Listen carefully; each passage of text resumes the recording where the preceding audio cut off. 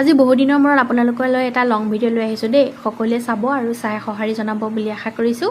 যদিহে ভাল লাগে তেন্তে লাইক, কমেণ্ট আৰু শ্বেয়াৰ কৰি যাবলৈ একেবাৰে নাপাহৰিব। আমাৰ ঘৰত মানে মিঠাতেল এটোপিও নাছিলে, সেইকাৰণে ভাবিলোঁ আজি বোলো ঘৰতে থকা সৰিয়হখিনিকে ধুনীয়াকৈ পেৰি লৈ আহোঁ। এয়া দেখিছেই নহয় মিঠাতেল, আৰু মিঠাতেলখিনি মই কেনেকৈ পেৰিলোঁ, কি পদ্ধতিৰে পেৰিছোঁ, আপোনালোকে যদি চাব বিচাৰে তেতিয়াহ'লে মোৰ ভিডিঅ'টো শেষলৈকে চাব লাগিব। তেতিয়াহে গম পাব মই কেনেকৈ পেৰিলোঁ, হয়নে নহয়। এয়া দেখিছে কি সুন্দৰকৈ মিঠাতেলখিনি ওলাইছে। আৰু এইবোৰ কি ওলাইছে চিনি পায় নে নাপায়? যদি চিনি পায় মোক কমেণ্ট এটা কৰিব। আৰু এইবোৰক কি বুলি কয়? আমি কিন্তু খলিয়ৈ বুলিয়ে কওঁ দেই। চবৰে ধৰি লওক জেগাত মানে চব বস্তুৰে বেলেগ বেলেগ নাম থাকে নহয় জানো।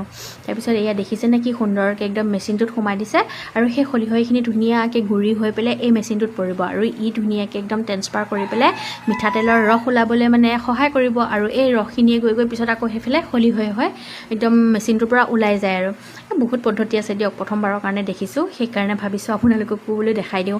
যিসকলে ধৰি লওক আগতে মিঠাতেল পেৰিছে বা দেখিছে তেওঁলোকে নাচালেও হ'ব, আৰু যিসকলে মোৰ নিচিনাকৈ দেখা নাছিলে কেতিয়াও তেওঁলোকে কিন্তু এই ভিডিঅ'টো শেষলৈকে চাব দেই।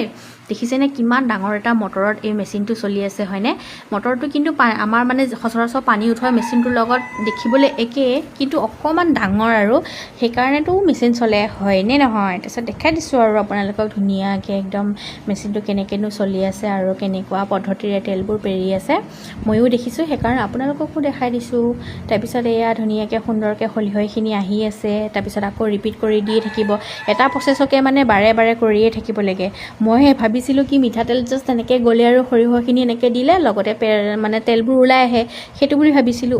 আজিহে দেখিছোঁ এনেকুৱা নহয়, তাৰমানে প্ৰচেছটো অলপ দীঘলীয়া হয়। ধুনীয়াকৈ একদম এয়া মানে মিঠাতেল একদম পেৰি আছে, আৰু মিঠাতেলবোৰ কি সুন্দৰকৈ ওলাই আছে দেখিছেনে এই টিংকেইটাতে। তাৰপিছত এনেকুৱা দুটা ডাঙৰ ডাঙৰ টিঙে দুটা বাল্টি আছিলে আৰু সৰিয়হ, তাৰপিছত এটা দিয়া হ'ল আৰু এটা নেক্সট দিব, আৰু অলপ সময় লাগিব। এইয়া সৰিয়হ দেখিছেনে, ক'লা সৰিয়হ পিয়'ৰ হয় দেই, মিঠাতেল পিয়'ৰ। এই দেখিছেনে অৱশেষত মিঠাতেলখিনি পেৰি হৈ গ'ল।